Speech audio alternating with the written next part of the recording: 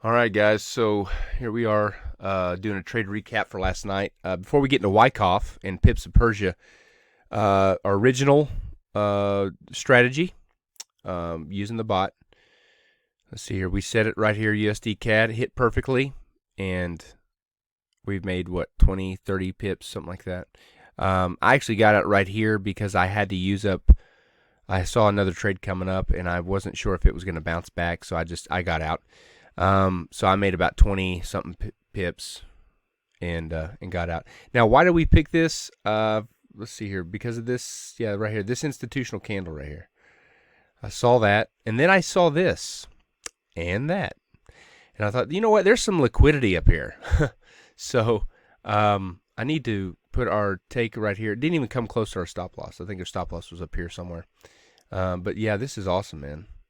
It's a ninja, this ninja bot. For those of you that are watching and don't know, this is a ninja bot. So your stop loss, take profits, and your transaction points are all hidden.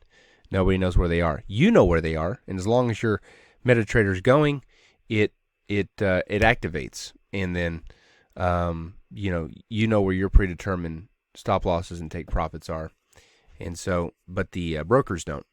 So it's pretty cool. Now, Wyckoff, we've been studying. We've all been studying Pips of Persia and Wyckoff strategy, and I love it. I think it's the perfect strategy in my journey of trading over these last 2 years.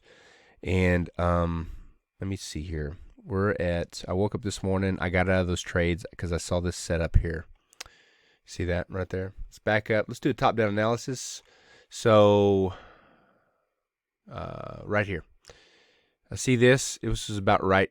It was about right here when just under this line when I got up this morning, and I started analyzing it. Looked at the 4-hour like Pips does, and I saw higher highs, higher lows. So it's going up, obviously. And one other thing I checked, which we check all the time, is sentiment. Right here, sentiment. Look, everybody's going short, which means the banks are going to do what? They're going to go long. Why? Because they need liquidity. They need stop losses. So I knew that it eventually was going to go long. Now, yesterday it was a bad day for it didn't go with sentiment, right? But this might actually be an institutional candle. We'll see. But I know that bad boy is right there. But let's see here. So we did top down, jump to 15 minutes. I saw this. Look at this. Drops down and then kind of grinds around, is curling up. I don't know if this is this is just a basic accumulation. And so I saw this accumulation. I thought, this is where I want to be. I'm in an accumulation. It goes up, drops down. And then I zoom in a little bit more. This is right at this line is where I noticed everything. And I noticed, this kind of range here from the line on, I noticed that they were lower highs being created. They were going down. But these lows were being manipulated. And I was like, okay, so that's what's happening. They're manipulating the lows. They're getting in better positions because they're going to take off. So this is actually, in the midst of this accumulation, this is a reaccumulation. Now, I'll be honest with you. I'm trying to find the creek here because the creek is kind of either the creek or the shakeout is kind of what I'm looking for. And I think I don't see. Maybe I guess you'd call this a shakeout, or I just don't see the creek. Let's jump in a little tighter and look at this. So I'm looking at it. Yeah, I don't really see anything that's like super clear. I guess you go from here to here. Maybe this is the after this automatic retest, this is the creek right here, right? And then of course it breaks structure, comes up, hits another test, and then drops down, goes sideways for a little bit. And look at this, you got another grind here. I guess we call this a grind in our trading world. You guys and me. And here at the end, I noticed that it's making higher highs and higher lows. You see that on the 1 minute? And I was like, we're getting to the last point of support right here. And so that's where I jumped in. And of course, I had my stop loss was like, I can't remember. It was like 5 pips, which is down here. So I was good. And then I got in right here. It popped up, and no, I got in. I'm sorry, I got in right here. It popped up, and I was excited because I thought, oh, it broke structure. Once it did that, and then came back down here, I got nervous. And the reason I got nervous was because I was going, wait a minute.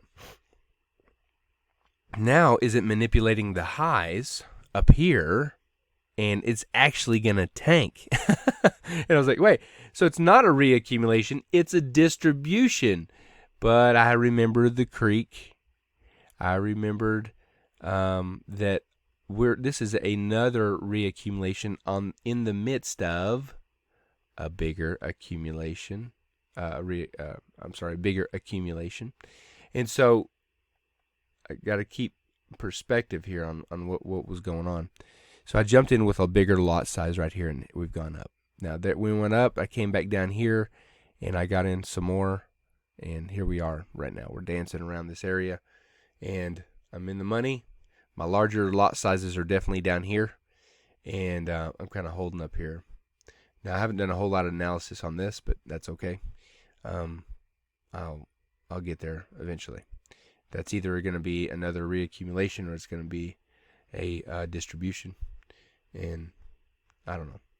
Either way, it's good to know that this Wyckoff strategy is perfect. That guy Pips of Persia, he's awesome in that he is I know he talks fast, but I can track with him, and I go back, and if I miss something or he blew right past it, because he already knew it. He knows this stuff. He's just trying to explain it, but he talks so fast that I'm sitting here like, well, let me back up 2 minutes. And I've done it like 3 or 4 times in the same area of one video just to try to grasp what he's saying.